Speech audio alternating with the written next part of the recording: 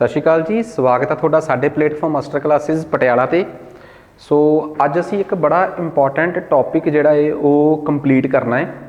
वैसे मैं तुहाडी जानकारी लई दसदा कि ये सिटीजनशिप यानी कि नागरिकता नाल संबंधित एक टॉपिक आ। नागरिकता नाल संबंधित आम गल्लां तां असीं पढ़ ही लैंदे आ कि संविधान दे आर्टिकल 10 ते 11 ने संसद यानी कि पार्लीमेंट नूं ये ताकत दित्ती आ कि तुसीं किस शख्स नूं भारत का नागरिक कहना है, किनू नहीं कहना। पार्लीमेंट नूं कहा कि तुसीं इहदे ते नियम बनाओ, कानून बनाओ, तो उन्हां कानूनां दे तहत नागरिकता देनी है कि नहीं, ये तय करन दा काम केंद्र सरकार दा है। सो ये दो गल्लां ते बहुत इंपॉर्टेंट आ। तो ये असीं जदों नॉर्मल सिटीजनशिप वाला चैप्टर पढ़ते हैं कि नागरिकता लैण दे 5 तरीके ने, बर्थ, डिसेंट हो गया, बाय रजिस्ट्रेशन, नैचुरलाइजेशन ते इनकॉर्पोरेशन ऑफ टैरीटरी। चाहे तुसी जन्म के आधार पर, वंश के आधार पर, ठीक आ, चाहे तुसी रजिस्ट्रेशन कराओ, चाहे कुदरतीकरण के आधार पर तुसी नागरिकता लो, चाहे तुहाडे इलाका भारत के कब्जे च अधीन आ गया उस आधार पर नागरिकता लो। फिर तुसी ये पढ़ते हो कि संविधान दी इस देश च नागरिकता खोए जाण नूं लैके 3 गल्लां ने कि टर्मीनेशन हो गया, डेप्रीविएशन हो गया, ठीक आ, तो एक तीसरा चीज़ हो जाती है कि तुसी टर्मीनेशन, ठीक है, एक डेप्रीवेशन हो गया एंड एक मेरे दिमाग चो स्किप हो गया हुण। खैर 3 तरीके आ जिन्हां नाल तुसीं अपनी नागरिकता त्याग सकते हो, ठीक है, कि किस तरीके नाल तुसीं अपनी नागरिकता छड्डनी चाहुंदे हो। खैर तां 5 तरीकों नाल नागरिकता लई जा सकती है, 3 तरीकों नाल नागरिकता छड्डी जा सकती है। ये सब कुछ सिटीजनशिप नागरिकता अधिनियम 1955 यानी कि सिटीजनशिप एक्ट 1955 च लिखिया होया है। ਅਸੀਂ ਅੱਜ ਉਸ ਤੋਂ अगले पद्धर की गल करनी है कि साडे देश च सिटीजनशिप ਨੂੰ लैके NRC, PIO card, OCI card इन्हां ਨੂੰ लैके की रौले ने। आ पिछे जे CAA ਨੂੰ लैके सिटीजनशिप अमेंडमेंट एक्ट, नागरिकता अधिनियम, नागरिकता सोध अधिनियम जिहड़ा आया सी, इहनूं लैके की घुंडियां सी। NRC की चीज़ है, what is NPR, national population register, राष्ट्रीय जनसंख्या रजिस्टर की चीज़ है, ठीक है, तो नैशनल रजिस्टर ऑफ सिटीजनस की चीज़ आ। सो ये कंसैप्ट सारे एक दूजे नाल इंटरलिंक ने। बड़े टैक्नीकल तरीके नाल तुसीं इस चीज़ नूं समझण दी कोशिश करनी है। सो सब तो पहलां तां जदों असीं गल करदे हां ना NRI कौन हुंदा है, तां NRI नॉन रेजिडेंट इंडियन, ठीक है, ये वो शख्स हुंदा है जिहड़ा भारत का बशिंदा नहीं, भारत का नागरिक, भारत का नागरिकता है पर भारत च ये फिलहाल लै नहीं रहा। सो ये नॉन रेजिडेंट आ, इस बंदे कोल सिटीजनशिप इंडिया दी आ, ये इंडिया तो बाहर किसी होर देश का रेजिडेंट आ, तो इंडिया च ये हजे नॉन रेजिडेंट इंडियन के स्टेटस नाल है, ठीक है, क्योंकि ये इंडिया च रेजिडेंट होने दीयां शर्तां पूरीआं नहीं करता, जिन्ने दिन 1 साल च रहने हुंदे आ वो नहीं पूरे कर रहा, पर हजे इहदे कोल भारत की नागरिकता हैगी आ। इट मीनस ये इंडिया आके अपने वोट पाने के अधिकार, जायदाद के अधिकार, farm property, non farm property, PAN card तो लैके हर एक चीज़ का हकदार आ। वो हुंदे आ non resident Indian. Non resident Indian Bharat के नागरिक यानी कि सिटीजन हुंदे आ, बट बशिंदे नहीं हुंदे, रेजिडेंट नहीं हुंदे। उस तो बाद गल करते हैं परसन ऑफ इंडियन ओरिजिन। कहते कुछ देशों को छड्ड दिता जाए, ठीक है, तो वो शख्स जिन्हें किसी ना किसी समय भारतीय पासपोर्ट अवेल किया सी, जां वो आप जां उस जिहड़ा सीगा उहदी स्पाउस, उन्होंने असीं भारत दा मूल निवासी मानते हैं कि इस शख्स का किसी ना किसी समय भारत नाल संबंध रहा है, तो वो इन्हां देशों तो बिना दा कोई नागरिक होवे तां असीं उहनूं PIO मानण च बिल्कुल भी कताही नहीं वरतदे। जदों असीं एक शख्स नूं PIO मान लैंदे, परसन ऑफ इंडियन ओरिजिन मान लैंदे आ, तां फिर असीं ये तां कह दिंदे आ कि तू साडे देश का नागरिक तां है नहीं, पर हाँ असीं जो देश के नागरिक नूं हक दिंदे आ वो तैनूं तां नहीं दे सकदे, बट कुछ कमियां छड्ड के असीं तैनूं जिन्ने हक दे सकदे होवांगे उन्ने जरूर देवांगे। सो असीं ये परसन ऑफ इंडियन ओरिजिन हो गया, ठीक है। फिर उस तो बाद आउंदा है overseas citizen of India. Technically overseas citizen of India Bharat का वो शख्स जिहड़ा भारत तो बाहर किसी होर देश का नागरिक आ, ठीक है, जिहदे बजुर्गों का संबंध भारत नाल आ, जिसदे बजुर्गों का संबंध भारत नाल आ ते वो भारत नाल अटैच आ। आप जां अपने वेले किसी भी अपने आप जां उहदी स्पाउस जिहड़ी आ किसी वेले इंडिया दे हैगे आ, उन्हां दा ओरिजिन इंडिया नाल आ तो PIO ने, ਜੇ ਕਿਸੇ ਸ਼ਖਸ ਦੇ ਬਜ਼ੁਰਗਾਂ ਦਾ ਸੰਬੰਧ ਭਾਰਤ ਨਾਲ ਆ ਤਾਂ ਉਹ ਓਵਰਸੀਜ਼ ਸਿਟੀਜ਼ਨ ਆਫ ਇੰਡੀਆ ਹੈ। ਵੈਸੇ ਹੈ ਤਾਂ ਕਨਫਿਊਜ਼ਨ ਵਾਲੀ ਗੱਲ, ਪਰ ਸਰਕਾਰ ਨੇ ਫਿਰ ਇਹ ਸਾਰੀਆਂ ਕਨਫਿਊਜ਼ਨਾਂ ਦੂਰ ਕਰਤੀਆਂ ਤੇ ਸਭ ਨੂੰ, ਚਾਹੇ ਉਹ PIO ਸੀ ਚਾਹੇ ਉਹ OCI ਸੀ, ਸਭ ਨੂੰ ਕਹਿਤਾ ਤੁਸੀਂ ਅੱਜ ਤੋਂ ਬਾਅਦ ਨਾ PIO ਕਹੋਗੇ ਆਪਣੇ ਆਪ ਨੂੰ, ਨਾ OCI ਕਰੋਗੇ, ਕਿਉਂਕਿ ਜਾਂ ਤਾਂ ਤੁਸੀਂ ਆਪ ਕਿਸੇ ਵੇਲੇ ਭਾਰਤ ਨਾਲ ਜੁੜੇ ਸੀ ਜਾਂ ਤੁਹਾਡੇ ਬਜ਼ੁਰਗਾਂ ਦਾ ਸੰਬੰਧ ਭਾਰਤ ਨਾਲ ਆ। ਅਸੀਂ ਤਾਂ ਸਭ ਨੂੰ ਇੱਕੋ ਜਿਹਾ ਪਿਆਰ ਕਰਨਾ ਹੈ, ਇਸ ਕਰਕੇ ਅੱਜ ਤੋਂ ਬਾਅਦ ਅਸੀਂ ਤੁਹਾਨੂੰ OCI ਕਾਰਡ ਹੋਲਡਰ ਕਵਾਂਗੇ, ਨਾ ਕਿ OCI ਕਵਾਂਗੇ। OCI ਕਾਰਡ ਹੋਲਡਰ, ਇੱਕ OCI ਕਾਰਡ ਹੋਲਡਰ ਪੁਰਾਣੇ ਸਮੇਂ 'ਚ OCI ਵੀ ਹੋ ਸਕਦਾ ਹੈ, ਓਵਰਸੀਜ਼ ਸਿਟੀਜ਼ਨ ਆਫ ਇੰਡੀਆ ਵੀ ਹੋ ਸਕਦਾ ਹੈ, ਤੇ ਉਹ PIO ਵੀ ਹੋ ਸਕਦਾ ਹੈ। ਸ਼ਰਤ ਇਹ ਆ ਕਿ ਇਹ ਦੋਵੇਂ ਸ਼ਖਸ ਭਾਰਤ ਦੇ ਨਾਗਰਿਕ ਨਹੀਂ ਹੁੰਦੇ, ਪਰ ਇਹਨਾਂ ਨੂੰ ਫਿਰ ਵੀ ਭਾਰਤ ਸਰਕਾਰ ਸਹੂਲਤਾਂ ਦੇਣਾ ਚਾਹੁੰਦੀ ਆ। NRIs ਭਾਰਤ ਦੇ ਨਾਗਰਿਕ ਹੁੰਦੇ ਆ। So overseas citizen of India technically ਕਿਸੇ ਹੋਰ ਦੇਸ਼ ਦਾ ਬਸ਼ਿੰਦਾ ਹੈ, ਨਾਗਰਿਕ ਆ, ਤੇ ਜਿਹਦੇ ਬਜ਼ੁਰਗ ਜਿਹੜੇ ਆ ਇੰਡੀਆ 'ਚ ਰਹਿ ਚੁੱਕੇ ਹੁੰਦੇ ਆ, ਠੀਕ ਆ। ਉਹਨੂੰ ਫੋਰਨ ਰਜਿਸਟ੍ਰੇਸ਼ਨ ਆਫਿਸਰ ਜਿਹੜਾ ਹੈ ਉਹ ਤੋਂ ਜਦੋਂ ਭਾਰਤ ਆਉਂਦਾ ਹੈ ਤਾਂ ਭਾਰਤ 'ਚ ਉਹਨੂੰ ਨਾ ਬੜੀਆਂ ਸਹੂਲਤਾਂ ਦਿੱਤੀਆਂ ਜਾਂਦੀਆਂ ਕਿ ਜੇ ਤੂੰ ਫੋਰਨਰ ਆ, ਕਿਸੇ ਦੂਜੇ ਦੇਸ਼ ਦਾ ਨਾਗਰਿਕ ਆ, ਤਾਂ ਦੂਜੇ ਦੇਸ਼ ਦੀ ਕਰੰਸੀ ਵੀ ਲੈ ਕੇ ਆਏਗਾ ਤਾਂ ਭਾਰਤ ਨੂੰ ਉਹਦਾ ਕਿਤੇ ਨਾ ਕਿਤੇ ਫਾਇਦਾ ਹੋਊਗਾ। ਸੋ ਇਹੋ ਜਿਹੇ ਲੋਕਾਂ ਨੂੰ ਭਾਰਤ 'ਚ ਆਕਰਸ਼ਿਤ ਕਰਨ ਵਾਸਤੇ, ਕਿਉਂਕਿ ਉਹਨਾਂ ਦੇ ਪੇਰੈਂਟਸ ਦਾ ਲਗਾਵ ਆਪਣੇ ਨਾਲ ਆ, ਜਾਂ ਜਿਹੜੇ ਲੋਕ ਕਿਸੇ ਨਾ ਕਿਸੇ ਵੇਲੇ ਇੰਡੀਆ 'ਚ ਰਹੇ ਹੋਏ ਆ, ਠੀਕ ਆ, ਉਹਨਾਂ ਦਾ ਵੀ ਭਾਰਤ ਨਾਲ ਲਗਾਵ ਆ, PIOs, ਇਹਨਾਂ ਨੂੰ ਬੈਨੀਫਿਟਸ ਦੇਣੇ ਜਿਹੜੇ ਆ ਬਹੁਤ ਜ਼ਰੂਰੀ ਆ। ਪਿੱਛੇ ਜੇ ਸਰਕਾਰ ਨੇ ਕੀ ਕੀਤਾ ਸੀ 2003 ਦੇ ਅਰਾਊਂਡ, ਇਹਨਾਂ ਦੋਵਾਂ ਨੂੰ ਵੱਖਰੇ ਵੱਖਰੇ ਬੈਨੀਫਿਟ ਦਿੱਤੇ ਸੀ, ਇੱਕ ਨੂੰ ਬੈਨੀਫਿਟ ਜ਼ਿਆਦਾ ਮਿਲ ਗਏ, ਦੂਜੇ ਨੂੰ ਘੱਟ। ਸੋ ਇਸ਼ੂ ਸੀ ਕਿ ਤੁਸੀਂ PIO ਤਾਂ ਤੁਹਾਡੇ ਨਾਲ ਹੋਰ ਤਰੀਕੇ ਦਾ ਟਰੀਟ ਹੁੰਦਾ ਸੀ, OCIO ਤਾਂ ਹੋਰ। ਜਦੋਂ ਮੋਦੀ ਸਰਕਾਰ ਆਈ ਤਾਂ ਮੋਦੀ ਸਰਕਾਰ ਜਿਹੜੀ ਆ ਉਹਦਾ ਬਹੁਤ ਵੱਡਾ ਜ਼ੋਰ ਜਿਹੜਾ ਏ ਉਹ ਵਿਦੇਸ਼ੀ ਭਾਰਤੀਆਂ ਨੂੰ ਭਾਰਤ 'ਚ ਅਟਰੈਕਟ ਕਰਨ ਤੇ ਲੱਗਿਆ ਹੋਇਆ ਹੈ। ਬਿਕੋਜ਼ ਕੈਪੀਟਲਿਸਟਿਕ ਸਰਕਾਰ ਆ, ਪੂੰਜੀਪਤੀ ਸਰਕਾਰ ਆ, ਤਾਂ ਪੂੰਜੀ ਤੇ ਬਹੁਤ ਨਿਰਭਰ ਆ। ਵਿਦੇਸ਼ੀ ਪੂੰਜੀ ਨੂੰ ਹਮੇਸ਼ਾ ਇੱਕ ਦੇਸ਼ 'ਚ ਤਰੱਕੀ ਦੇ ਤੌਰ ਤੇ ਦੇਖਦੀ ਸਰਕਾਰ ਹੈ। ਸੋ ਇਸ ਕਰਕੇ ਵਿਦੇਸ਼ੀਆਂ ਨੂੰ ਖੁਸ਼ ਰੱਖਣਾ ਬਹੁਤ ਇਸ ਸਰਕਾਰ ਵਾਸਤੇ ਮੈਟਰ ਵੀ ਕਰਦਾ ਹੈ। ਸੋ ਇਸ ਕਰਕੇ ਇਹਨਾਂ ਨੇ ਸਾਰਿਆਂ ਨੂੰ ਇੱਕ ਸਹੂਲਤ ਦੇਣ ਵਾਸਤੇ ਇੱਕ ਕਿ ਕਲੀਅਰ ਕਰਤਾ ਕਿ ਜਿਹੜਾ OCI ਕਾਰਡ ਹੋਲਡਰ ਹੋਊਗਾ 2015 ਤੋਂ ਬਾਅਦ, ਉਹਦਾ ਪੁਰਾਣੇ ਬੈਕਗਰਾਊਂਡ ਦਾ ਮਤਲਬ ਹੀ ਨਹੀਂ ਕਿ ਉਹ ਪੁਰਾਣਾ PIO ਆ ਕਿ OCI ਆ, ਠੀਕ ਆ ਨਾ। ਸੋ OCI ਐਕਟ ਕਾਰਡ ਰੂਲਸ ਜਿਹੜੇ ਆ ਉਹਦਾ ਸੈਕਸ਼ਨ 7 ਸਾਫ਼ ਦੱਸਦਾ ਹੈ ਕਿ ਪਾਕਿਸਤਾਨੀ ਤੇ ਬੰਗਲਾਦੇਸ਼ੀ ਇਸ ਦਾਇਰੇ 'ਚੋਂ ਬਾਹਰ ਨੇ, ਠੀਕ ਆ। 2008 ਦੇ ਵਿੱਚ 2015 ਦੇ ਵਿੱਚ ਸੋਧ ਕਰਕੇ ਸਿਟੀਜ਼ਨਸ਼ਿਪ ਅਮੈਂਡਮੈਂਟ ਐਕਟ 'ਚ PIO ਤੇ OCI ਦੋਵਾਂ ਨੂੰ ਮਰਜ ਕਰਕੇ ਉਹਨਾਂ ਨੂੰ ਨਾਮ ਦੇ ਦਿੱਤਾ ਗਿਆ OCI ਕਾਰਡ ਹੋਲਡਰਸ। ਹੁਣ ਜੇ ਕੋਈ ਬੰਦਾ ਪੁਰਾਣੇ ਸਮੇਂ ਦਾ ਪਰਸਨ ਆਫ ਇੰਡੀਅਨ ਓਰੀਜਨ ਆ, ਭਾਰਤ ਦਾ ਮੂਲ ਨਾਗਰਿਕ ਆ, ਜਾਂ ਭਾਰਤੀ ਮੂਲ ਨਾਲ ਜੁੜਿਆ ਹੋਇਆ ਹੈ, ਜਾਂ ਓਵਰਸੀਜ਼ ਸਿਟੀਜ਼ਨ ਆਫ ਇੰਡੀਆ ਹੈ, ਦੋਵਾਂ ਹੀ ਸੂਰਤਾਂ ਦੇ ਵਿੱਚ ਉਹਦੇ ਕੋਲ OCI ਕਾਰਡ ਹੋਊਗਾ। ਉਹ OCI ਕਾਰਡ ਹੋਲਡਰ ਵੱਜੂਗਾ ਤੇ ਉਹਦੇ ਹਿਸਾਬ ਨਾਲ ਉਹ ਇੰਡੀਆ 'ਚ ਜਿੰਨੀ ਵਾਰ ਮਰਜ਼ੀ ਆ ਸਕਦਾ ਹੈ। ਲਾਈਫ ਲੌਂਗ ਵੀਜ਼ਾ ਉਹਦੇ ਕੋਲ ਇੰਡੀਆ 'ਚ ਹੈਗਾ ਤੇ ਉਹਨੂੰ ਕਿਸੇ ਵੀ ਤਰ੍ਹਾਂ ਦੇ ਇੰਡੀਆ ਦੇ ਵਿੱਚ ਫੋਰਨ ਰੀਜਨਲ ਰਜਿਸਟ੍ਰੇਸ਼ਨ ਦਫ਼ਤਰ ਜਿਹੜੇ ਹਰ ਸਟੇਟ ਦੀ ਕੈਪੀਟਲ ਸਿਟੀ 'ਚ ਹੁੰਦੇ ਆ, ਉਹਨਾਂ ਤੋਂ ਛੂਟ ਲੈਣ ਦੀ ਲੋੜ ਨਹੀਂ। ਜੇ ਕੋਈ ਬੰਦਾ OCI ਹੈਗਾ 5 ਸਾਲ ਵਾਸਤੇ ਤਾਂ ਉਹ OCI ਕਾਰਡ ਜਿਹਦੇ ਕੋਲ 5 ਸਾਲ ਵਾਸਤੇ ਰਹਿ ਗਿਆ, ਚਾਹੇ ਉਹ PIO ਆ ਚਾਹੇ ਕੋਈ ਵੀ ਆ, ਉਹ ਬਾਅਦ 'ਚ ਭਾਰਤ ਦੀ ਨਾਗਰਿਕਤਾ ਵਾਸਤੇ ਵੀ ਐਲੀਜੀਬਲ ਆ, ਠੀਕ ਆ। ਇੰਟਰਨੈਸ਼ਨਲ ਏਅਰਪੋਰਟ ਤੇ ਉਹਨਾਂ ਨੂੰ ਸਪੈਸ਼ਲ ਇਮੀਗ੍ਰੇਸ਼ਨ ਕਾਊਂਟਰ ਮਿਲਣਗੇ, ਠੀਕ ਆ। OCI ਕਾਰਡ ਹੋਲਡਰ ਜਿਹੜੇ ਆ ਭਾਰਤ 'ਚ ਸਪੈਸ਼ਲ ਬੈਂਕ ਖਾਤੇ ਖੁਲਾ ਸਕਦੇ ਆ ਤੇ ਨੌਨ ਫਾਰਮ ਲੈਂਡ ਪ੍ਰੋਪਰਟੀ ਜਿਹੜੀ ਆ ਉਹ ਖਰੀਦ ਸਕਦੇ ਆ ਸ਼ਰਤਾਂ ਦੇ ਨਾਲ, ਤੇ ਪੈਨ ਕਾਰਡ ਵੀ ਵਿਦ ਕੰਡੀਸ਼ਨਸ ਅਪਲਾਈ ਕਰ ਸਕਦੇ ਆ, ਠੀਕ ਆ। ਸੋ ਇੰਪੋਰਟੈਂਟ ਨੇ ਲਿਮਿਟੇਸ਼ਨਸ, ਕਿਉਂਕਿ ਉਹ ਭਾਰਤ ਦੇ ਨਾਗਰਿਕ ਤਾਂ ਹੈ ਨਹੀਂ ਨਾ। ਜੇ ਉਹ ਭਾਰਤ ਦੇ ਨਾਗਰਿਕ ਨਹੀਂ ਤਾਂ ਫਿਰ ਵੋਟਿੰਗ ਰਾਈਟ ਨਹੀਂ ਹੈਗਾ ਉਹਨਾਂ ਨੂੰ, ਉਹ ਗੌਰਮੈਂਟ ਜੌਬ ਨਹੀਂ ਕਰ ਸਕਦੇ, ਉਹ ਫਾਰਮ ਲੈਂਡ ਨਹੀਂ ਖਰੀਦ ਸਕਦੇ, ਮੈਂ ਦੱਸ ਹੀ ਚੁੱਕਿਆ। ਤੇ ਕੁਛ ਕੁ ਏਰੀਆਸ 'ਚ ਆ ਜਿੱਥੇ ਕਿ ਉਹ ਸਰਕਾਰ ਦੀ ਪਰਮਿਸ਼ਨ ਤੋਂ ਬਿਨਾਂ ਨਹੀਂ ਜਾ ਸਕਦੇ, ਕਿਉਂਕਿ ਸਰਕਾਰ ਜਿਹੜੀ ਆ ਉਹ ਇਸ ਚੀਜ਼ ਨੂੰ ਲੈ ਕੇ ਹਮੇਸ਼ਾ ਪੋਜ਼ੈਸਿਵ ਰਹਿੰਦੀ ਆ ਕਿ ਕਿਤੇ ਫੋਰਨ ਪਾਵਰ ਕਿਸੇ ਤੋਂ ਇਨਫਲੂਐਂਸਡ ਹੋ ਕੇ ਤਾਂ ਨਹੀਂ ਭਾਰਤ 'ਚ ਆਏ ਹੋਏ। ਸੋ ਇਸ ਕਰਕੇ ਸਰਕਾਰ ਥੋੜ੍ਹੇ ਜਿਹੇ ਅਧਿਕਾਰ ਆਪਣੇ ਹੱਕ 'ਚ ਲੈਂਦੀ ਆ। ਸੋ ਸਭ ਤੋਂ ਪਹਿਲਾ ਰੌਲਾ ਤਾਂ ਮੈਂ ਇਹ ਕਲੀਅਰ ਕਰਨਾ ਚਾਹੁੰਦਾ ਸੀ ਕਿ what is OCI versus PIO versus NRI issue, ਕਿ ਜੇ ਕਿਸੇ ਨੂੰ ਇਹ ਨਾ ਸਮਝ ਆਇਆ ਹੋਵੇ ਤਾਂ ਫਿਰ ਉਹਨੂੰ ਸਿਟੀਜ਼ਨਸ਼ਿਪ ਪੜ੍ਹੇ ਦਾ ਕੋਈ ਫਾਇਦਾ ਨਹੀਂ। 5 ਤਰੀਕੇ ਦੀ ਨਾਗਰਿਕਤਾ ਤੇ 3 ਤਰੀਕੇ ਦੀ ਨਾਗਰਿਕਤਾ ਛੱਡੇ ਜਾਣ ਨੂੰ ਲੈ ਕੇ ਤਾਂ ਕਲੀਅਰ ਹੀ ਇਹ ਗੱਲ, ਉਹ ਤਾਂ ਡਿਟੇਲਡ ਲੈਕਚਰ ਸਾਡਾ ਸਿਟੀਜ਼ਨਸ਼ਿਪ ਦਾ ਆਪਾਂ ਬੜਾ ਥੋਰੋਲੀ ਪੜ੍ਹਿਆ ਹੋਇਆ ਹੈ। ਮਸਲਾ ਤੇ ਹੁਣ ਸਿਰਫ ਇੰਨਾ ਕੁ ਸੀ, ਤੇ ਅੱਜ ਜਿਹੜਾ ਸਭ ਤੋਂ ਮੁੱਦੇ ਵਾਲਾ ਟੌਪਿਕ ਆ ਉਹ ਹੈਗਾ ਇਹ ਸਿਟੀਜ਼ਨਸ਼ਿਪ ਅਮੈਂਡਮੈਂਟ ਐਕਟ 2019।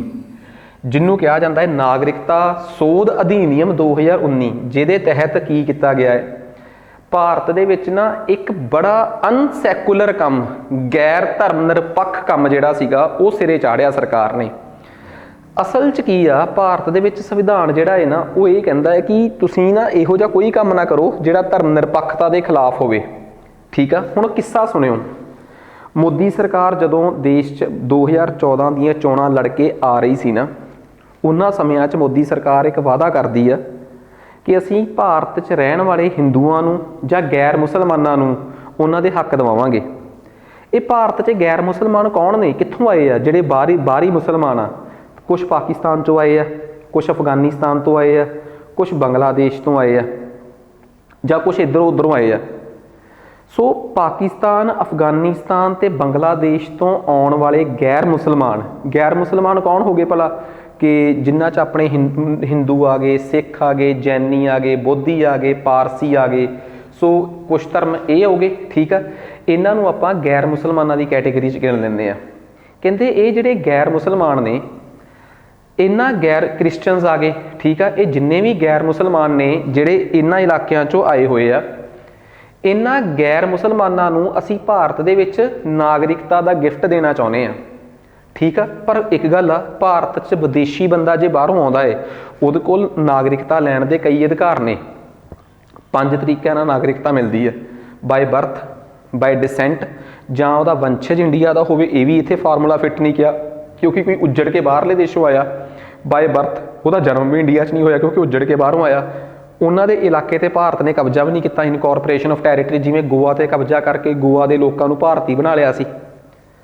ਇਹ 2 ਤਰੀਕੇ ਰਹਿ ਗਏ, ਇੱਕ ਨੈਚੁਰਲਾਈਜੇਸ਼ਨ, ਇੱਕ ਹੈਗਾ ਰਜਿਸਟ੍ਰੇਸ਼ਨ। ਰਜਿਸਟ੍ਰੇਸ਼ਨ 'ਚ ਵੀ ਐਲੀਜੀਬਿਲਟੀ ਨਹੀਂ ਬਣਦੀ, ਕੋਈ ਡਾਕੂਮੈਂਟ ਲੈ ਕੇ ਨਹੀਂ ਆਏ, ਉੱਜੜ ਕੇ ਆਏ ਹੋ। ਨੈਚੁਰਲਾਈਜੇਸ਼ਨ ਇੱਕ ਕੁਦਰਤੀ ਤਰਸ ਦੇ ਆਧਾਰ 'ਤੇ ਨਾਗਰਿਕਤਾ ਦਾ ਜਿਹੜਾ ਕਿੱਸਾ ਹੈ ਉਹ ਬਣਦਾ ਹੈ। ਸੋ ਇਹਦੇ ਵਾਸਤੇ ਭਾਰਤ 'ਚ ਨਿਯਮ ਹੈਗੇ ਆ ਕਿ ਹਾਂ ਤੁਸੀਂ ਲਗਾਤਾਰ ਪਿਛਲੇ 11 ਸਾਲਾਂ ਤੋਂ ਇੰਡੀਆ 'ਚ ਰਹਿ ਰਹੇ ਹੋਵੋ। ਠੀਕ ਆ, 14 ਸਾਲਾਂ ਤੋਂ, ਅਤੇ ਉਹ ਸਾਲਾਂ ਦੀ ਗਿਣਤੀ ਜਿਹੜੀ ਆ, ਦਿਨਾਂ ਦੀ ਗਿਣਤੀ 11 ਸਾਲਾਂ ਦੇ ਬਰਾਬਰ ਬਣਦੀ ਹੋਵੇ ਤੁਹਾਡੀ ਇੰਡੀਆ 'ਚ ਲਗਾਤਾਰ ਰਹਿਣ ਦੀ। ਉਸ ਤੋਂ ਬਾਅਦ ਤੁਹਾਡੀ ਨਾਗਰਿਕਤਾ ਨੂੰ ਨੈਚੁਰਲਾਈਜੇਸ਼ਨ ਦੇ ਆਧਾਰ 'ਤੇ, ਤਰਸ ਦੇ ਆਧਾਰ 'ਤੇ ਕੰਸੀਡਰ ਕੀਤਾ ਜਾ ਸਕਦਾ ਹੈ। ਠੀਕ ਆ, ਪਰ ਮੋਦੀ ਸਰਕਾਰ ਜਿਹੜੀ ਸੀ ਉਹ ਜਦੋਂ 2019 'ਚ ਦੁਬਾਰਾ ਚੋਣਾਂ ਲੜ ਰਹੀ ਸੀ ਤਾਂ ਉਹਨਾਂ ਨੇ ਇਹ ਵਾਅਦਾ ਕੀਤਾ ਸੀ ਕਿ ਜਿਹੜੇ ਸਾਡੇ ਪਿਛਲੀ ਵਾਰ ਦੇ ਲੋਕ ਸਾਡੇ ਵਾਅਦੇ ਤੋਂ ਪਹਿਲਾਂ ਸਾਡੇ ਦੇਸ਼ 'ਚ ਆ ਗਏ ਸੀ, ਅਸੀਂ ਉਹਨਾਂ ਨੂੰ ਕਿਸੇ ਵੀ ਹਾਲਤ 'ਚ ਭਾਰਤ ਦੇ ਨਾਗਰਿਕ ਡਿਕਲੇਅਰ ਕਰ ਦਾਂਗੇ। ਹੁਣ ਉਹ 11 ਸਾਲ ਵਾਲੀ ਘੁੰਡੀ ਨੂੰ ਕਿਵੇਂ ਚੇਂਜ ਕਰਨਾ ਹੈ, ਇਹ ਹੁਣ ਦੇਖਣਾ ਬਹੁਤ ਜ਼ਰੂਰੀ ਹੈ। ਫਿਰ ਇਹਦੇ ਨਾਲ ਇੱਕ ਨੈਸ਼ਨਲ ਰਜਿਸਟਰ ਆਫ ਸਿਟੀਜ਼ਨਸ ਦਾ ਕਿੱਸਾ ਕਿਵੇਂ ਜੁੜਦਾ ਹੈ, ਉਹ ਵੀ ਦੇਖਣਾ ਬਹੁਤ ਜ਼ਰੂਰੀ ਹੈ। ਪਰ ਪਹਿਲਾਂ ਮੈਂ ਕਿੱਸਾ ਕਲੀਅਰ ਕਰਦਾ। 2016 'ਚ ਇਹ ਸਰਕਾਰ ਇੱਕ ਬਿੱਲ ਲੈ ਕੇ ਆਉਂਦੀ ਆ, ਉਹਨੂੰ ਕਹਿੰਦੇ ਆ ਕੈਬ, ਸਿਟੀਜ਼ਨਸ਼ਿਪ ਅਮੈਂਡਮੈਂਟ ਬਿੱਲ 2016 ਕਿ 15 'ਚ। ਉਹਦੇ 'ਚ ਸਰਕਾਰ ਕਹਿੰਦੀ ਆ ਕਿ ਅਸੀਂ ਪਾਕਿਸਤਾਨ, ਅਫਗਾਨਿਸਤਾਨ ਤੇ ਬੰਗਲਾਦੇਸ਼ ਤੋਂ ਆਉਣ ਵਾਲੇ ਹਿੰਦੂ, ਸਿੱਖ, ਜੈਨ, ਬੁੱਧ, ਈਸਾਈ ਤੇ ਪਾਰਸੀ, ਇਹਨਾਂ ਲੋਕਾਂ ਨੂੰ ਇੰਡੀਆ ਦੇ ਵਿੱਚ ਜਦੋਂ ਇਹ ਆਉਣਗੇ ਉੱਧਰੋਂ ਉੱਜੜ ਕੇ, ਤੇ ਕੁਦਰਤੀਕਰਨ ਨੈਚੁਰਲਾਈਜੇਸ਼ਨ ਦੇ ਨਾਲ ਜਿਹੜੀ ਇਹਨਾਂ ਨੂੰ 11 ਸਾਲ ਰਹਿਣ ਦੀ, ਇੰਡੀਆ 'ਚ ਰਹਿਣ ਦੀ ਸ਼ਰਤ ਆ, ਉਸ 11 ਸਾਲ ਦੀ ਸ਼ਰਤ ਨੂੰ ਛੂਟ ਦੇ ਕੇ ਅਸੀਂ ਸਿਰਫ 6 ਸਾਲ ਦੀ ਕਰਦੇ ਹਾਂ। ਠੀਕ ਆ, ਕਿ ਉਹ 6 ਸਾਲ ਬਾਅਦ ਹੀ ਭਾਰਤ 'ਚ ਨਾਗਰਿਕਤਾ ਲੈਣ ਲਈ ਐਲੀਜੀਬਲ ਹੋ ਜਾਣਗੇ। ਕਿੱਸਾ ਸਮਝ ਆ ਰਿਹਾ ਕਿ ਉਹਨਾਂ ਲਈ 11 ਸਾਲ ਦੀ ਛੂਟ ਨੈਚੁਰਲਾਈਜੇਸ਼ਨ ਵਾਲਾ ਜਿਹੜਾ ਕਲੌਜ਼ ਆ ਨਾ, ਉਹਦੇ 'ਚ ਅਮੈਂਡਮੈਂਟ ਹੋਈ ਹੈ। ਹੋਰ ਕਿਸੇ ਤਰੀਕੇ ਬਰਥ ਤੇ ਕੋਈ ਫਰਕ ਨਹੀਂ ਪਾਇਆ। ਇਹਦੇ ਨਾਲ ਕੀ ਹੋਊਗਾ ਕਿ ਜਿਹੜੇ ਲੋਕ ਇਹਨਾਂ ਦੇਸ਼ਾਂ 'ਚੋਂ ਆਏ ਆ, ਹਿੰਦੂ ਨੇ, ਕੁੱਲ ਮਿਲਾ ਕੇ ਗੈਰ ਮੁਸਲਮਾਨ, ਤਾਂ ਇਹ ਲੋਕ ਜਿਹੜੇ ਆ ਇਹ ਭਾਰਤ 'ਚ ਸਿੱਧੇ ਸੌਖੇ ਤਰੀਕੇ ਨਾਲ ਨਾਗਰਿਕਤਾ ਲੈਣ ਵਾਸਤੇ ਐਲੀਜੀਬਲ ਹੋ ਜਾਂਦੇ ਆ। ਠੀਕ ਆ, ਬਹੁਤ ਸਹੀ ਤਰੀਕਾ ਹੈ। ਭਾਰਤ ਦੇ ਕੌਨਸਟੀਟਿਊਸ਼ਨ ਐਕਸਪਰਟ ਇਹ ਦੱਸਦੇ ਆ, ਸੁਭਾਸ਼ ਕਸ਼ਪ ਵਰਗੇ ਲੋਕ, ਕਿ ਭਾਈ ਇੱਕ ਗੱਲ ਦੱਸੋ ਯਾਰ, ਤੁਸੀਂ ਇਹ ਕਿਉਂ ਕਰ ਰਹੇ ਹੋ?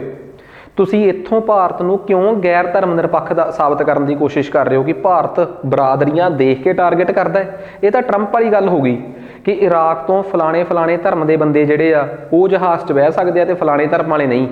ਸੁਪਰੀਮ ਕੋਰਟ 'ਚ ਗਟਸ ਸੀਗੀਆਂ ਉੱਥੋਂ ਦੀਆਂ, ਅਮਰੀਕਾ ਦੀਆਂ, ਜਿਹੜੀਆਂ ਉੱਥੋਂ ਦੀਆਂ ਸੁਪਰੀਮ ਕੋਰਟਸ ਨੇ ਸਟੇਟਸ ਦੀਆਂ, ਉਹਨਾਂ ਨੇ ਇਸ ਟਰੰਪ ਦੇ ਫੈਸਲੇ ਨੂੰ ਅਨਕੌਂਸਟੀਟਿਊਸ਼ਨਲ ਡਿਕਲੇਅਰ ਕਰਤਾ ਸੀ ਕਿ ਅਮਰੀਕਾ ਦੀ ਸੈਕੂਲਰ ਫੈਬਰਿਕ 'ਤੇ ਚੋਟ ਆਏ, ਧਰਮ ਨਿਰਪੱਖਤਾ 'ਤੇ ਚੋਟ ਆ, ਭਾਰਤ ਦੀ ਸੁਪਰੀਮ ਕੋਰਟ ਨੂੰ ਵੀ ਇੱਕ ਡੇਅਰਿੰਗ ਸਟੈਪ ਚੱਕਣਾ ਚਾਹੀਦਾ ਸੀ। ਜਦੋਂ ਇਸ ਤਰੀਕੇ ਦਾ ਬਿੱਲ ਸੜਕਾਂ ਤੇ ਤੁਰ ਫਿਰ ਰਿਹਾ ਸੀਗਾ ਤਾਂ ਸੁਪਰੀਮ ਕੋਰਟ ਨੂੰ ਸੂਓ ਮੋਟੂ ਐਕਸ਼ਨ ਲੈਣਾ ਚਾਹੀਦਾ ਸੀ। ਬੜੇ ਸਿਆਣੇ ਐਕਸਪਰਟਸ ਨੇ ਇੱਕ ਗੱਲ ਕਹੀ ਵੀ ਕਿ ਤੁਸੀਂ ਇਸ ਵਿਵਾਦ ਤੋਂ ਬਚੋ। ਤੁਸੀਂ ਇਹ ਕਹੋ ਕਿ ਪਾਕਿਸਤਾਨ, ਅਫਗਾਨਿਸਤਾਨ ਤੇ ਬੰਗਲਾਦੇਸ਼ 'ਚ ਘੱਟ ਗਿਣਤੀ ਜੇ ਭਾਰਤ 'ਚ ਆਉਣ ਤਾਂ ਉਹਨਾਂ ਵਾਸਤੇ ਭਾਰਤ 11 ਸਾਲ ਦੀ ਜਗ੍ਹਾ ਤੇ 5 ਸਾਲ ਦੀ ਛੂਟ ਦੇ ਰਿਹਾ ਹੈ। ਪਾਕਿਸਤਾਨ, ਅਫਗਾਨਿਸਤਾਨ ਤੇ ਬੰਗਲਾਦੇਸ਼ 'ਚ ਘੱਟ ਗਿਣਤੀ ਕੌਣ ਨੇ ਭਲਾ? ਮੁਸਲਮਾਨਾਂ ਨੂੰ ਛੱਡ ਕੇ ਬਾਕੀ ਸਾਰੇ। ਨਾਲੇ ਤੁਹਾਡੀ ਗੱਲ ਰਹਿ ਜਾਂਦੀ, ਨਾਲੇ ਸੰਵਿਧਾਨਕ ਤੌਰ ਤੇ ਭਾਰਤ ਅੱਖਾਂ 'ਚ ਅੱਖਾਂ ਪਾ ਕੇ ਦੁਨੀਆ ਨੂੰ ਕਹਿ ਸਕਦਾ ਕਿ ਵੀ ਆਰ ਧਰਮ ਨਿਰਪੱਖ, ਵੀ ਆਰ ਸੈਕੂਲਰ। ਪਰ ਖੈਰ ਸਰਕਾਰ ਤਾਂ ਦੱਸਣਾ ਚਾਹੁੰਦੀ ਸੀ ਨਾ ਕਿ we are pro Hindu, pro Sikh, pro Jaini, pro particular ਕਾਸਟਾਂ ਨੂੰ ਦੱਸਣਾ ਚਾਹੁੰਦੀ ਸੀ। ਇਸ ਕਰਕੇ ਇਹਦੇ ਨਾਲ ਕੀ ਹੋ ਗਿਆ, ਇਹ ਇਸ਼ੂ ਕ੍ਰੀਏਟ ਹੋ ਗਿਆ। ਖੈਰ ਇਹਦਾ ਰੌਲਾ ਪੈ ਗਿਆ। ਤੁਸੀਂ ਕਹੋਗੇ ਮੁਸਲਮਾਨਾਂ ਨੇ ਰੌਲਾ ਪਾਤਾ ਕਿ ਸਾਨੂੰ ਨਹੀਂ ਵਿੱਚ ਕੰਸੀਡਰ ਕੀਤਾ। ਨਹੀਂ, ਨਾਰਥ ਈਸਟ ਭਾਰਤ ਦਾ ਉੱਤਰ ਪੂਰਬ ਦੇ ਵਿੱਚ ਜਿਹੜੇ ਇਲਾਕੇ ਨੇ, ਅਸਾਮ ਵਗੈਰਾ ਤੇ ਹੋਰ ਜਿਹੜੇ ਇਲਾਕੇ ਨੇ ਉੱਥੇ ਮੀਜ਼ੋਰਾਮ, ਮੇਘਾਲਿਆ, ਤ੍ਰਿਪੁਰਾ, ਉੱਥੇ ਬਹੁਤ ਅੱਗ ਜਣੀ ਹੋਈ। ਉਹ ਕਹਿੰਦੇ ਕਿ ਬੰਗਲਾਦੇਸ਼ ਜਦੋਂ ਬਣ ਰਿਹਾ ਸੀਗਾ 1971-72 'ਚ, ਉਹਨਾਂ ਵੇਲਿਆਂ ਦੇ ਵਿੱਚ ਸਾਡੇ ਦੇਸ਼, ਸਾਡੇ ਇਹਨਾਂ ਇਲਾਕਿਆਂ 'ਚ ਬਹੁਤ ਗੈਰ ਨਾਰਥ ਈਸਟਰਨਸ ਬੰਗਲਾਦੇਸ਼ 'ਚੋਂ ਆ ਗਏ ਆ। ਹਿੰਦੂ ਵੀ ਆ ਗਏ ਆ, ਮੁਸਲਮਾਨ ਵੀ ਆ ਗਏ ਆ, ਬਹੁਤ ਆਏ ਆ। ਸਾਨੂੰ ਚਾਹੇ ਉਹ ਹਿੰਦੂ ਨੇ ਚਾਹੇ ਮੁਸਲਮਾਨ ਨੇ, ਸਾਨੂੰ ਪਸੰਦ ਨਹੀਂ। ਸਾਡੀਆਂ ਨੌਕਰੀਆਂ ਖਾ ਗਏ। ਉਹ ਅਸਾਮ ਦੇ ਲੋਕਲ ਬੋਡੋਜ਼ ਨੇ ਬੋਡੋਲੈਂਡ ਨੂੰ ਦਾ ਨਾਰਾ ਵੀ ਲਾਇਆ ਸੀ ਤੇ ਹਥਿਆਰ ਵੀ ਚੱਕੇ ਸੀਗੇ। ਅਸਮ ਜਿਹੜੇ ਮਤਲਬ ਕੀ ਕਹਿ ਲਓ ਪ੍ਰੀਸ਼ਦ ਬਣੀਆਂ ਸੀ ਉੱਥੇ, ਤੇ ਬੜਾ ਸੰਘਰਸ਼ ਹੋਇਆ। ਸੋ ਅਸਾਮ ਵਾਲਿਆਂ ਨੇ ਕਹਿਤਾ ਕਿ ਜੇ ਤੁਸੀਂ ਇਸ ਤਰੀਕੇ ਨਾਲ ਕਰਤਾ, ਇਹਦਾ ਮਤਲਬ ਇੱਥੇ ਰਹਿਣ ਵਾਲੇ ਜਿਹੜੇ ਤੁਸੀਂ ਹਿੰਦੂ ਉਹਨਾਂ ਨੂੰ ਪੱਕੇ ਕਰ ਦੋਗੇ। ਇਹਦਾ ਮਤਲਬ ਸਾਨੂੰ ਨਹੀਂ ਪਤਾ, ਅਸੀਂ ਇੱਥੇ ਮੁਸਲਮਾਨ ਛੱਡੋ ਹਿੰਦੂ ਵੀ ਪੱਕੇ ਨਹੀਂ ਹੋਣ ਦੇਣੇ। ਤਾਂ ਨਾਰਥ ਈਸਟ 'ਚ ਇਹ ਬਹੁਤ ਜ਼ਿਆਦਾ ਅੱਗ ਜਣੀ ਹੋਈ, ਬਹੁਤ ਮਸਲਾ ਭਖਿਆ। ਖੈਰ ਸਰਕਾਰ ਬਦਲੀ, ਵਕਤ ਬਦਲਿਆ। 2019 ਤੱਕ ਪਹੁੰਚਦੇ ਸਰਕਾਰ ਨੇ ਆਪ ਹੀ ਬਿੱਲ ਵਾਪਸ ਲੈ ਲਿਆ, ਜਾਂ ਸਰਕਾਰ ਨੇ ਆਪ ਹੀ ਨਹੀਂ ਐਫਰਟ ਕੀਤੇ, ਕਿਉਂਕਿ ਸਰਕਾਰ ਨਾਰਥ ਈਸਟ ਦੇ ਵਿੱਚ ਇਲੈਕਸ਼ਨਾਂ ਤੋਂ ਡਰਦੀ ਸੀ ਕਿ ਉੱਥੋਂ ਦੀਆਂ ਸਟੇਟਾਂ ਜਿਹੜੀਆਂ ਨੇ ਉਹ ਨਾਰਥ ਈਸਟ ਦੀਆਂ ਸਟੇਟਾਂ ਕਹਿੰਦੀਆਂ ਇਹਦਾ ਮਤਲਬ ਤੁਸੀਂ ਹਿੰਦੂ ਪੱਕੇ ਕਰ ਦੋਗੇ। ਸਾਡੇ ਨਾਲ ਜਿਹੜਾ ਇੰਨਾ ਪੁਰਾਣਾ ਵਾਅਦਾ ਚੱਲ ਰਿਹਾ ਕਿ ਅਸੀਂ ਤੁਹਾਡੇ ਗੈਰ ਨਾਰਥ ਈਸਟਰਨਸ ਨੂੰ ਛੱਡ ਕੇ, ਉੱਤਰ ਪੂਰਬੀਆਂ ਨੂੰ ਛੱਡ ਕੇ ਕਿਸੇ ਨੂੰ ਇੱਥੇ ਰਹਿਣ ਹੀ ਨਹੀਂ ਦੇਣਾ, ਉਹ ਵਾਅਦਾ ਕਿੱਥੇ ਗਿਆ ਸਾਡਾ? ਸੋ ਸਰਕਾਰ ਨੇ ਕੀ ਕੀਤਾ, ਬਿੱਲ ਸਰਕਾਰ ਖਤਮ ਹੋ ਗਈ 2019 'ਚ, ਨਵੇਂ ਸਿਰੇ ਵੋਟਾਂ ਪਈਆਂ। ਤਾਂ ਤੁਹਾਨੂੰ ਪਤਾ ਹੀ ਆ, ਪਾਰਲੀਮੈਂਟ ਪੜ੍ਹਦੇ ਹੋ ਤੁਸੀਂ, ਬਿੱਲ ਲੈਪਸ ਹੋ ਜਾਂਦੇ ਆ। ਸਰਕਾਰ ਨਵੇਂ ਸਿਰਿਓਂ ਜਿੱਤ ਕੇ ਆਈ, ਨਵੇਂ ਤਰੀਕੇ ਨਾਲ ਸਰਕਾਰ ਇਸ ਬਿੱਲ ਨੂੰ ਲੈ ਕੇ ਆਈ, ਸਿਟੀਜ਼ਨਸ਼ਿਪ ਅਮੈਂਡਮੈਂਟ ਬਿੱਲ, ਜਿਹੜਾ 2020 'ਚ ਆਇਆ, ਕਰੋਨਾ ਤੋਂ ਪਹਿਲਾਂ 19 'ਚ ਆਇਆ। ਫਿਰ ਉਹ ਐਕਟ ਪਾਸ ਹੋ ਕੇ ਸਿਟੀਜ਼ਨਸ਼ਿਪ ਅਮੈਂਡਮੈਂਟ ਐਕਟ 2020 ਬਣਦਾ ਹੈ। ਕਰੋਨਾ ਤੋਂ ਜਸਟ ਪਹਿਲਾਂ ਧਰਨੇ ਲੱਗ ਰਹੇ ਸੀ ਜਨਵਰੀ-ਫਰਵਰੀ 'ਚ। ਹੁਣ ਕੀ ਘੁੰਡੀ ਪੈ ਗਈ? ਹੁਣ ਸਰਕਾਰ ਨੇ ਨਾਰਥ ਈਸਟ ਦੇ ਰਿਵੋਲਟ ਨੂੰ ਸਪਰੈਸ ਕਰਤਾ। ਸਰਕਾਰ ਨੇ ਕਹਿਤਾ ਕਿ ਇਹ ਬਿੱਲ ਪੂਰੇ ਭਾਰਤ 'ਚ ਲਾਗੂ ਹੋਊਗਾ, ਸਿਰਫ ਨਾਰਥ ਈਸਟ ਦੇ ਜਿਹੜੇ 6ਵੇਂ ਸ਼ਡਿਊਲ ਦੇ, ਭਾਰਤ ਦੀ ਜਿਹੜੀ 6ਵੀਂ ਅਨੁਸੂਚੀ ਹੈ ਨਾ, ਉਹਦੇ 'ਚ ਜਿਹੜੀਆਂ 4 ਸਟੇਟਾਂ ਨੇ, ਅਸਾਮ, ਤ੍ਰਿਪੁਰਾ, ਮੇਘਾਲਿਆ ਤੇ ਮੀਜ਼ੋਰਾਮ। ਜਿਵੇਂ ਮੀਜ਼ੋਰਾਮ ਦੇ ਵਿੱਚ 4 ਇਲਾਕੇ ਨੇ, 3 ਇਲਾਕੇ ਨੇ ਜਿਹੜੇ 6ਵੇਂ ਸ਼ਡਿਊਲ 'ਚ ਆਉਂਦੇ ਨੇ, ਚਕਮਾ, ਲਿਆ, ਮਾਰੋ। ਇਵੇਂ ਮੇਘਾਲਿਆ ਦੇ 3 ਇਲਾਕੇ ਨੇ, ਗਾਰੋ, ਖਾਸੀ, ਜੈਂਤੀਆ। ਐਵੇਂ ਅਸਾਮ ਦੇ 3 ਇਲਾਕੇ ਨੇ, ਬੋਡੋ, ਕਰਬੀ ਅਗਲੋਂਗ, ਠੀਕ ਆ, ਤੇ ਇੱਕ ਹਸਾਓ। ਤਾਂ 3 ਇਲਾਕੇ ਉਹਦੇ ਹੋ ਗਏ। ਇੱਕ ਤ੍ਰਿਪੁਰਾ ਦਾ ਇਲਾਕਾ ਹੈ, ਤ੍ਰਿਪੁਰਾ ਆਟੋਨੋਮਸ ਕਾਉਂਸਲ। ਇਹ ਮੈਂ 6ਵਾਂ ਸ਼ਡਿਊਲ ਤੇ 5ਵਾਂ ਸ਼ਡਿਊਲ, ਜਿੱਥੇ ਮੈਂ ਡਿਟੇਲ 'ਚ ਇੱਕ ਵੱਖਰੇ ਲੈਕਚਰ 'ਚ ਪੜ੍ਹਾਇਆ ਹੋਇਆ ਹੈ, ਉਹਦੇ 'ਚ ਪੂਰਾ ਕਲੀਅਰ ਦੱਸਿਆ ਕਿ ਵਟ ਇਜ਼ 6ਵਾਂ ਸ਼ਡਿਊਲ। ਭਾਰਤ 'ਚ ਆਟੋਨੋਮਸ ਜ਼ਿਲ੍ਹੇ ਕਿਹੜੇ ਨੇ, ਜਿਨ੍ਹਾਂ ਦੀ ਖੁਦ ਮੁਖਤਿਆਰੀ ਆ, ਜਿਹੜੇ ਆਪਣੇ ਫੈਸਲੇ ਆਪ ਲੈ ਸਕਦੇ ਆ, ਜਿੱਥੇ ਪੰਚਾਇਤਾਂ ਦੇ ਕਾਨੂੰਨ ਸਿੱਧੇ ਨਹੀਂ ਚੱਲਦੇ। ਇਸੇ ਤਰੀਕੇ ਦੇ ਹੀ ਆਟੋਨੋਮਸ ਇਲਾਕੇ ਦੀ ਮੰਗ ਅੱਜ ਕੱਲ੍ਹ ਲਦਾਖ 'ਚ ਚੱਲ ਰਹੀ ਹੈ। ਉਹ ਜਿਹੜਾ ਬੰਦਾ 3 ਇਡੀਅਟ 'ਚ ਬਣਿਆ ਸੀ, ਆਪਣਾ ਅਮੀਰ ਖਾਨ, ਵੰਗਚੂ ਵਾਂਗੜੂ ਕੀ ਨਾਮ ਸੀ, ਉਹ ਓਰੀਜਨਲ ਕਿਰਦਾਰ ਜਿਹੜਾ ਹੈ, ਉਹ ਲਦਾਖ 'ਚ ਆਟੋਨੋਮਸ ਡਿਸਟ੍ਰਿਕਟ ਦੀ ਮੰਗ ਕਰ ਰਿਹਾ, ਆਪਣੇ ਆਪ ਨੂੰ 6ਵੇਂ ਸ਼ਡਿਊਲ 'ਚ ਪਵਾਉਣ ਦੀ ਗੱਲ ਕਰ ਰਿਹਾ ਹੈ। ਬੜਾ ਤਗੜਾ ਸੰਘਰਸ਼ ਚੱਲ ਰਿਹਾ ਉੱਥੇ ਕਿ ਸਾਡੇ ਵੀ ਇੱਥੇ ਆਟੋਨੋਮਸ ਕਾਉਂਸਲਸ ਬਣਨ, ਜਿਵੇਂ ਭਾਰਤ 'ਚ 10 ਆਲਰੇਡੀ ਐਗਜ਼ਿਸਟ ਕਰਦੀਆਂ ਨੇ। ਸੋ ਭਾਰਤ ਦੇ ਸੰਵਿਧਾਨ 'ਚ ਬੜੀ ਭਾਰਤ ਦੀ ਸਿਟੀਜ਼ਨਸ਼ਿਪ ਅਮੈਂਡਮੈਂਟ ਐਕਟ ਨੂੰ ਲੈ ਕੇ ਬੀਜੇਪੀ ਸਰਕਾਰ ਨੇ ਬੜੀ ਵਧੀਆ ਟਵਿਸਟ ਖੇਡਿਆ ਕਿ ਨਾਰਥ ਈਸਟ ਦੇ ਲੋਕਾਂ ਨੂੰ ਖੁਸ਼ ਕਰਨ ਦਾ ਤਰੀਕਾ ਇਹ ਆ ਕਿ ਇੱਕ ਤਾਂ ਜਿੱਥੇ ਭਾਰਤ 'ਚ ਇਨਰ ਪਰਮਿਟ ਲਾਈਨ ਆ, IPL ਆ, ਇਨਰ ਪਰਮਿਟ ਲਾਈਨ, ਉੱਥੇ ਇਹ ਕਾਨੂੰਨ ਨਹੀਂ ਲਾਗੂ ਹੋਊਗਾ। ਇਨਰ ਪਰਮਿਟ ਲਾਈਨ ਇੱਕ ਅਜਿਹਾ ਭਾਰਤੀ ਕਾਨੂੰਨ ਆ ਜਿਹੜਾ ਅੰਗਰੇਜ਼ਾਂ ਦੇ ਵੇਲੇ ਬਣਿਆ ਸੀ।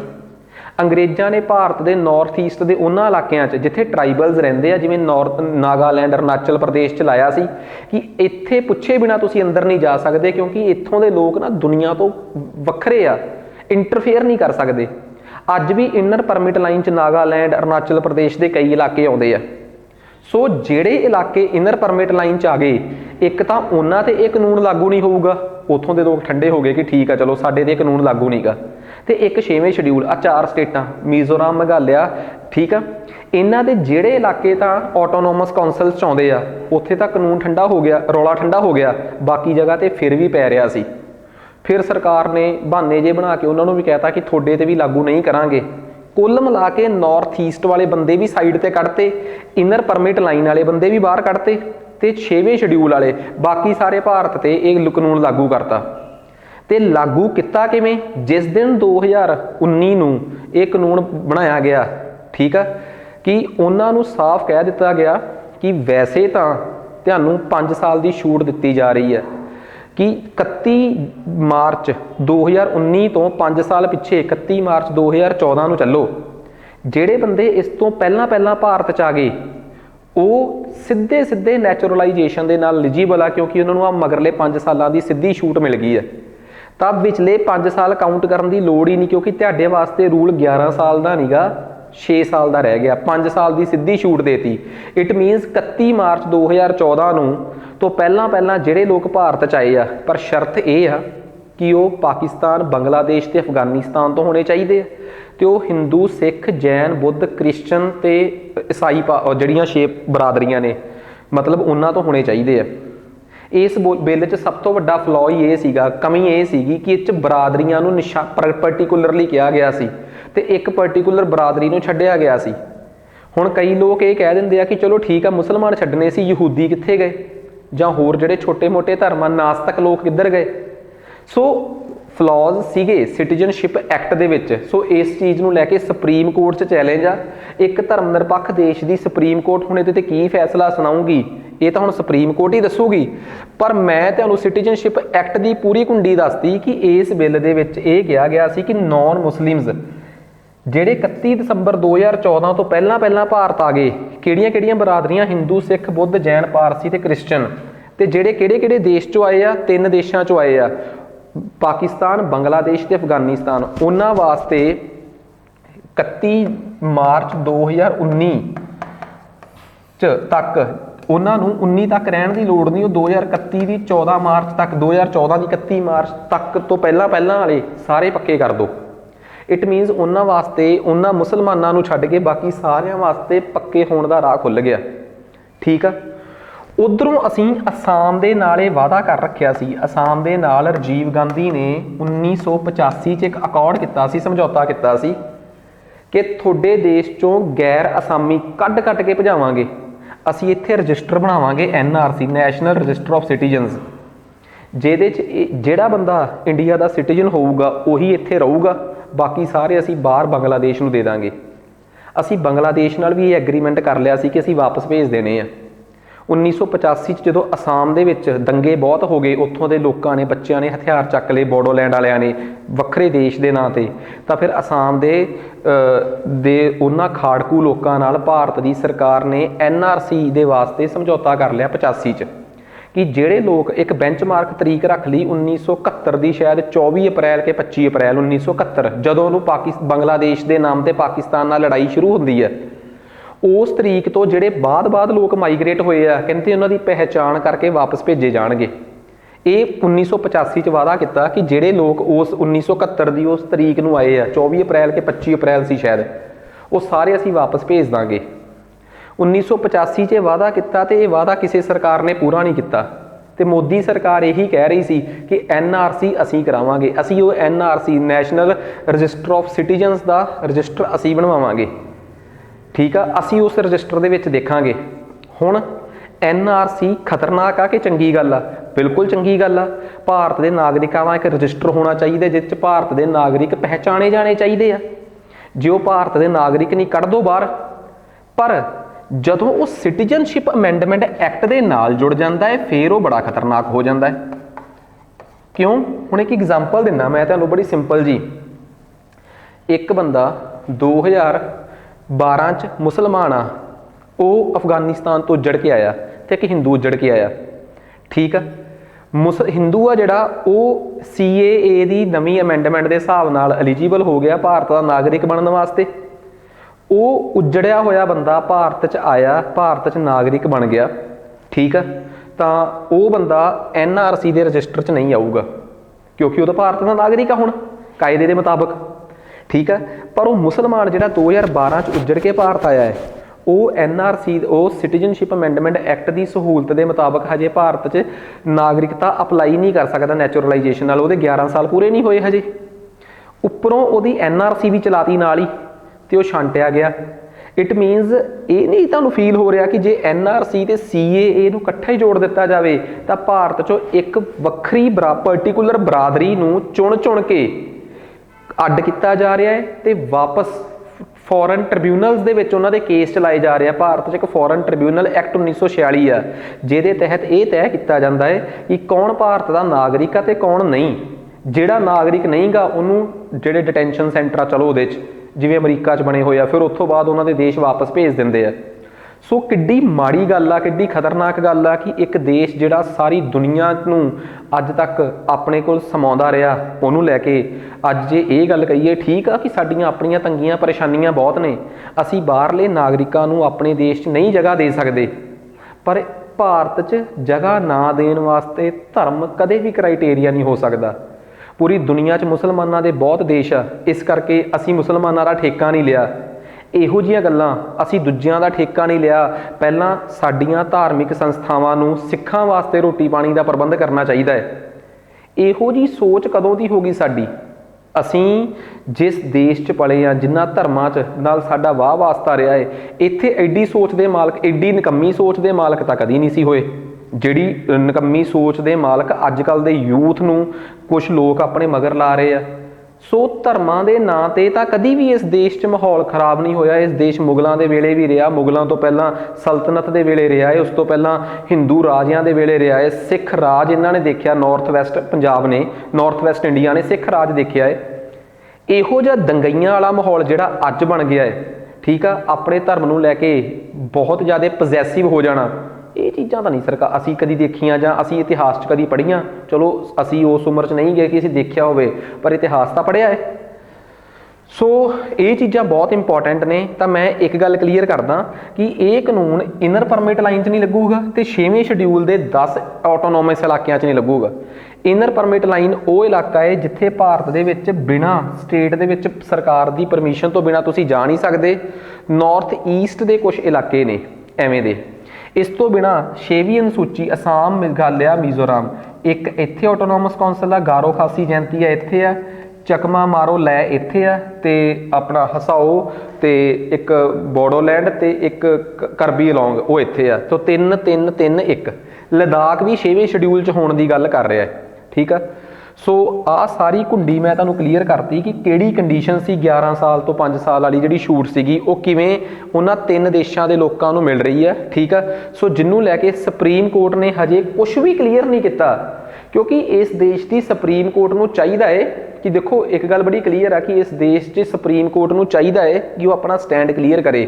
ਜੇ ਇਹ ਦੇਸ਼ ਧਰਮ ਨਿਰਪੱਖ ਆ ਤਾਂ ਸਿਟੀਜ਼ਨਸ਼ਿਪ ਅਮੈਂਡਮੈਂਟ ਐਕਟ ਦੇ ਟਿਕੇ ਰਹਿਣ ਦੇ ਚਾਂਸ ਬਹੁਤ ਘੱਟ ਨੇ, ਬਿਕੋਜ਼ ਇੱਥੇ ਪਰਟੀਕੂਲਰ ਬਰਾਦਰੀਆਂ ਨੂੰ ਭਾਰਤ 'ਚ ਨਾਗਰਿਕਤਾ ਦਾ ਆਧਾਰ ਕਦੀ ਧਰਮ ਨਹੀਂ ਹੋ ਸਕਦਾ। ਭਾਰਤ ਦੇ ਵਿੱਚ ਨਾਗਰਿਕਤਾ ਦਾ ਆਧਾਰ ਜਿਹੜਾ ਏ ਉਹ ਕੁਛ ਵੀ ਹੋਵੇ ਪਰ ਧਰਮ ਨਹੀਂ ਹੋ ਸਕਦਾ, ਬਿਕੋਜ਼ ਇੰਡੀਆ ਇੱਕ ਸੈਕੂਲਰ ਕੰਟਰੀ ਹੈ। ਇਹ ਸਾਡੀ ਪ੍ਰਸਤਾਵਨਾ ਦੇ ਵਿੱਚ ਲਿਖਿਆ ਹੋਇਆ ਹੈ। ਸੋ ਉਮੀਦ ਕਰਦਾ ਕਿ ਇਹ ਕਨਸੈਪਟ ਦੀ ਕਲੈਰਿਟੀ ਹੋਊਗੀ। ਕਈਆਂ ਨੇ ਨਾ ਬੜੇ MCQs ਜਿਹੜੇ ਆ ਜਦੋਂ ਤੁਸੀਂ ਦੇਖਦੇ ਹੋ ਤੁਸੀਂ ਡਰ ਜਾਂਦੇ ਸੀ, ਬਟ ਇਨਰ ਪਰਮਿਟ ਲਾਈਨ, ਆਪਣਾ 6ਵਾਂ ਸ਼ਡਿਊਲ, NRC ਹੋ ਗਿਆ, NRI versus OCI versus PIO, ਹੁਣ ਉਹ ਕਨਸੈਪਟ ਕਲੀਅਰ ਹੋ ਗਏ। ਜਿਹੜੇ ਐਸਪੀਰੈਂਟਸ ਨੇ ਮੇਰੇ ਕੋਲ ਵੀ ਨੈਬ ਤਹਿਸੀਲਦਾਰ ਦੇ ਕੋਰਸ ਦੇ ਵਿੱਚ ਵੀ ਟੈਸਟ ਦਿੱਤੇ ਆ ਤਾਂ ਉਹ ਵੀ ਕਾਫੀ ਘਬਰਾਏ ਹੋਏ ਸੀ। ਮੈਂ ਤੁਹਾਡੀ ਜਾਣਕਾਰੀ ਲਈ ਦੱਸਦਾ, ਜੇ ਤੁਸੀਂ PCS ਪ੍ਰੀ ਕਮ ਮੇਨਸ, PCS ਪ੍ਰੀ ਕਮ ਨੈਬ ਜਾਂ ਰਜਿਸਟਰ ਦਾ ਕੋਰਸ 'ਚ ਇਨਰੋਲ ਹੁੰਦੇ ਹੋ ਤਾਂ ਸਾਰੀਆਂ ਬੁੱਕਸ, ਠੀਕ ਆ, ਇਹ ਜਿਹੜੀਆਂ ਤੇ ਹੋ ਗਈਆਂ, ਬਾਕੀ ਸਭ ਕੁਝ ਆਹ ਕੋਰਸ ਹੋਊਗਾ ਸਾਡਾ। ਤੇ ਮੈਂ ਤੁਹਾਡੀ ਜਾਣਕਾਰੀ ਲਈ ਦੱਸਦਾ, ਜੇ ਤੁਸੀਂ ਮੇਰਾ ਸਬਜੈਕਟ ਵਾਈਜ਼ ਕੋਰਸ ਵੀ ਦੇਖਣਾ ਚਾਹੁੰਦੇ ਹੋ ਤਾਂ PCS ਪ੍ਰੀ ਕਮ ਨੈਬ ਦੇ ਅੰਦਰ ਜਾਓ, ਇੱਥੇ ਕਲਿੱਕ ਕਰਿਓ ਟੈਬ ਤੇ, ਇਹਦੇ ਅੰਦਰ ਤੁਹਾਨੂੰ ਪ੍ਰੀ ਕਮ ਨੈਬ ਦੇ ਨਾਲ ਇੰਡੀਵਿਜੂਅਲ ਕੋਰਸ ਵੀ ਮਿਲ ਜਾਣਗੇ। इंडिविजुअल कोर्स जे कोई सैपरेट कोर्स किसी सबजैक्ट का लैना चाहता है तो हर कोर्स ਜਿਹੜੇ कोर्स ਤੁਸੀਂ इनरोल ਹੁੰਦੇ ਹੋ कॉल करो, ਉਹਦੀ ਤੁਹਾਨੂੰ हार्ड कॉपी नाल दी नाल भेजी जाऊगी। ठीक है, हर कोर्स ਦੇ ਨਾਲ ਉਹਦੀ ਜਿਹੜੀ हार्ड कॉपी आ ਉਹ बिल्कुल नाल मिलूगी। उम्मीद करदा कि ਤੁਹਾਨੂੰ ਇਹ कॉन्सैप्ट सारा समझ आ गया होगा। ठीक है, आ जाओ आप अपने मुद्दे ते चलते हैं। हुण आपां छोटी जी गल रह गई अपनी कि what is national register of citizens. Bharat ਦੇ ਵਿੱਚ ਇੱਕ ਨੈਸ਼ਨਲ ਰਜਿਸਟਰ ਆਫ ਸਿਟੀਜ਼ਨਸ ਆ ਜਿਹੜਾ ਭਾਰਤ ਦੇ ਨਾਗਰਿਕਾਂ ਦੀ ਗੱਲ ਕਲੀਅਰ ਕਰਦਾ ਹੈ, ਜਿਸ 'ਚ ਹਰ ਪਿੰਡ ਦੇ ਲੋਕਾਂ ਦਾ ਨਾਮ ਆ। 1951 'ਚ ਬਣਿਆ ਸੀ। ਠੀਕ ਆ, ਸਭ ਤੋਂ ਵੱਡਾ ਇਸ਼ੂ ਉਦੋਂ ਕ੍ਰੀਏਟ ਹੋ ਗਿਆ ਜਦੋਂ 1971 'ਚ ਪਾਕਿਸਤਾਨ ਦੇ ਨਾਲ ਇੰਡੀਆ ਦੀ ਲੜਾਈ ਹੋਈ, ਪੂਰਬੀ ਪਾਕਿਸਤਾਨ ਦੇ ਨਾਲ, ਉਸ 'ਚੋਂ ਬੰਗਲਾਦੇਸ਼ ਬਣਿਆ ਤੇ ਉਸ ਤੋਂ ਬਾਅਦ ਬਹੁਤ ਲੋਕ ਮਾਈਗ੍ਰੇਟ ਹੋ ਕੇ ਅਸਾਮ, ਮੇਘਾਲਿਆ, ਮਿਜ਼ੋਰਮ 'ਚ ਵਸ ਗਏ ਤੇ ਅਸਾਮ ਦੇ ਵਿੱਚ ਅਸਾਮ ਸਟੂਡੈਂਟ ਯੂਨੀਅਨ ਆਸੂ ਨੇ ਇੱਕ ਲਹਿਰ ਛੇੜੀ ਜਿਸ 'ਚ ਉਹਨਾਂ ਨੇ ਕਿਹਾ ਕਿ ਇਲੀਗਲ ਮਾਈਗ੍ਰੈਂਟਸ ਨੂੰ ਭਾਰਤ 'ਚੋਂ ਬਾਹਰ ਕੱਢੋ। 1985 ਦੇ ਵਿੱਚ ਰਾਜੀਵ ਗਾਂਧੀ ਨੇ ਸਮਝੌਤਾ ਕੀਤਾ ਤੇ 25 ਮਾਰਚ 1971, ਮੈਂ ਅਪ੍ਰੈਲ ਕਹਿਤਾ ਸੀ, 25 ਮਾਰਚ 1971 ਤੋਂ ਬਾਅਦ ਜਿੰਨੇ ਵੀ ਬੰਗਲਾਦੇਸ਼ੀ ਜਾਂ ਉਹਨਾਂ ਸਮਿਆਂ 'ਚ ਪਾਕਿਸਤਾਨ ਕਿਹਾ ਜਾਂਦਾ ਸੀ ਉਹ ਤੋਂ ਲੋਕ ਇੰਡੀਆ 'ਚ ਆਏ ਸੀ, ਉਹਨਾਂ ਨੂੰ ਬਾਹਰ ਭੇਜਣ ਦਾ ਵਾਅਦਾ ਕੀਤਾ ਤੇ ਸਾਫ਼ ਕਹਿਤਾ ਕਿ ਇਹ ਜਿਹੜਾ ਇਹ ਮਤਲਬ ਕਿ ਸ਼ੁਰੂ 'ਚ ਅਸਾਮ ਵਾਸਤੇ ਕੀਤਾ ਜਾਊਗਾ। ठीक है, सो NRC जी सी खतरनाक नहीं सी। ठीक है, बट सुप्रीम कोर्ट च सरकार ने भी हलफनामा दिता कि असीं NRC करावांगे। सरकार NRC करा ले तो नैशनल रजिस्टर ऑफ सिटीजनस के तहत असाम च बैठे गैर असामी या मुसलमानों नूं बाहर कढ़ दे, कोई इतराज़ नहीं, कढ़ देने चाहिए आ। उन्हां च चाहे कोई हिंदू आ, चाहे मुसलमान आ, चाहे किसी भी धर्म का है, चाहे कोई उन्हां समयां च ईस्ट पाकिस्तान तो बांग्लादेश च कोई सिख आया, चाहे जैनी आया, चाहे बोधी आया। पर सरकार ने की किया 2019 च बड़ी चलाकी नाल हिंदू, सिख, जैन, बुद्ध, क्रिश्चनस ते पारसी ये तो सारे CAA की मदद नाल बाहर कढ़ ले, क्योंकि ज़्यादातर सारे लोग 2014 तो पहले ही आए हुए माइग्रेट हो के उजड़ के उदों बांग्लादेश के वेले वो तो CAA च एलिजिबल करते कि तुसी तो सारे बस तुसी इन्हां 3 देशों तो आए होने चाहिए हो, तुसी इन्हां धर्मां दे होने चाहिए हो, तुहाडी नागरिकता नाल दी नाल पक्की। बाकियां नूं कहा कि तुहाडी नागरिकता 14 साल या 11 साल रहने तो बाद पक्की नहीं, तुहाडे डॉकूमेंट्स देखे जाणगे। उस तो पहलां तुहाडी नागरिकता देण तो पहलां असीं तुहानूं NRC दे आरोप च बाहर भी कढ दांगे। सो इन्हां नूं कहता कि तुहानूं कोई टेंशन लैण दी लोड़ नहीं, तुहाडे ते NRC तो पहलां CAA लागू होऊगा, ਉਹਦੇ ਨਾਲ ਤੁਸੀਂ ਇੰਡੀਆ ਦੇ ਨਾਗਰਿਕ ਬਣ ਜਾਓਗੇ, ਫਿਰ ਤੁਸੀਂ NRC 'ਚ ਆਪੇ ਹੀ ਨਹੀਂ ਆਓਗੇ। किस तरीके नाल एक बरादरी नूं टारगेट करके बाकियां नूं इहदे चों बाहर कड्ढण दी कोशिश कीती गई सी। सो असाम अकॉर्ड 1985 च होया सी असाम गण परिषद नाल सरकार दा, जिहदे च उन्हां ने कहा सीगा कि असीं किस किस तरीके नाल उन्हां लोकां नूं बाहर कढ दांगे जिहड़े 71 दी 25 मार्च तो बाद आए होए आ। पर सरकार ने जदों 2016 दे विच सिटीजनशिप अमेंडमेंट एक्ट लिआंदा ते इह कहता कि हिंदू, सिख, जैनी जिहड़े आए आ वो ठीक आ, बाकी सारे मुसलमान गलत आ। फिर असाम च रौला पिया तो फिर इन्हों ने कहता कि असाम दे विच ये चीज़ लागू नहीं होगी। हुण रौला ये पैंदा सी सरकार दा कि असाम दे विच जे ये चीज़ लागू नहीं, इट मीनस असाम दे विचों सारे हिंदू भी बाहर कढ़ने पैणगे, क्योंकि असाम दे विच जे सिटीजनशिप एक्ट लागू नहीं गा तो उत्थे तो फिर NRC तो बाद गैर असामी बाहर कढ़ने ही पैणगे। हुण सरकार नूं ये सी कि जे असीं NRC करा ली तो असाम दे विच ते नॉर्थ ईस्ट दे विच हिंदू भी बहुत वापस जाणगे, क्योंकि ओबीअस जी गल आ उत्थों के लोगों ने दबाव पा के सरकार नूं कहता सी कि साडे दे इलाके च NRC लागू ना करो।